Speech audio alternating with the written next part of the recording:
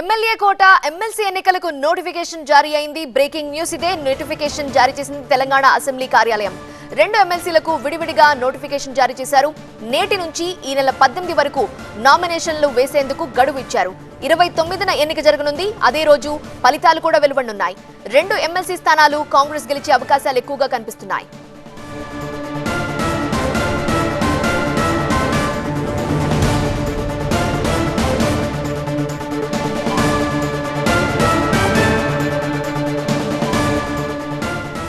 MLA కోట MLC ఎన్నికలకు notification సంబంధించిన breaking ఇది.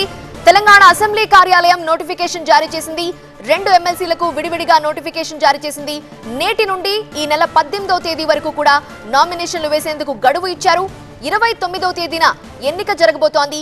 అదే రోజు ఫలితాలు కూడా వెలువడనున్నాయి. 2 ఎమ్మెల్సీ స్థానాలు కాంగ్రెస్ గెలిచే అవకాశాలు ఎక్కువగా ఉన్నట్టుగా తెలుస్తోంది.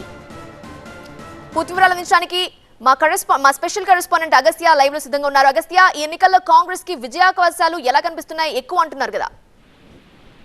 ఎమ్మెల్సీ కోట ఎన్నికలకు సంబంధించిన నోటిఫికేషన్ జారీ అయింది. నోటిఫికేషన్ అసెంబ్లీ కార్యాలయం జారీ చేసింది. 2 ఎమ్మెల్సీలకు కూడా విడివిడిగా నోటిఫికేషన్లు అయితే జారీ చేశారు. ఈ నెల 18th వరకు నామినేషన్స్ వేసుకోవచ్చు. 29న ఎన్నిక జరుగుతుంది. అదే రోజు ఫలితం వస్తుంది. ఒకవేళ ఇప్పుడు 2 విడివిడి ఎన్నికలు అవుతున్నాయి కాబట్టి ఖచ్చితంగా కాంగ్రెస్ కి ఎక్కువ విజయావకాశాలు ఉంటాయి. ఎందుకంటే 2 విడివిడి ఎన్నికల్లో జరుగుతున్నప్పుడు హౌస్ లో ఎక్కువ మంది కాంగ్రెస్ సభ్యులు ఉన్న నేపథ్యంలో క్లియర్ మెజారిటీ, మొదటి ప్రాధాన్యత ఓటు ఎక్కువగా కాంగ్రెస్ కు వస్తుంది. ఈ నేపథ్యంలో 2 విడివిడిగా జరిగితే కనుక బీఆర్ఎస్ నుంచి అభ్యర్థిని పెట్టే అవకాశం మోస్ట్లీ ఉండకపోవచ్చు. కాబట్టి 2 కూడా ఏకగ్రీవం అయ్యే ఛాన్సెస్ ఉన్నాయి. ఒకవేళ బీఆర్ఎస్ కనుక అభ్యర్థిని పెట్టాలి అనే ఒక ఆలోచనకు వస్తే మాత్రం అప్పుడు మాత్రమే ఎన్నిక వస్తుంది. లేకపోతే యునానిమస్ గా 18th రోజే నామినేషన్ల గడువు పూర్తయ్యే సమయానికి మనకు ఒక క్లారిటీ వచ్చే అవకాశం అయితే కనిపిస్తుంది. 2 స్థానాలకు విడివిడిగా నోటిఫికేషన్స్ వస్తాయని మొదట ఊహించలేదు. 2 స్థానాలకు విడివిడిగా నోటిఫికేషన్స్ కనుక రాకపోతే అప్పుడు బీఆర్ఎస్ ఖచ్చితంగా ఒక అభ్యర్థిని పెట్టే అవకాశం ఉండేది.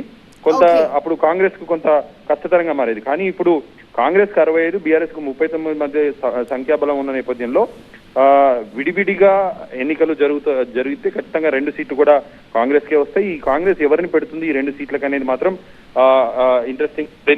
ఒక పక్కన 2 గవర్నర్ ఎమ్మెల్సీలు ఉన్నాయి, నామినేటెడ్ గవర్నర్ ఎమ్మెల్సీలు. దాంట్లో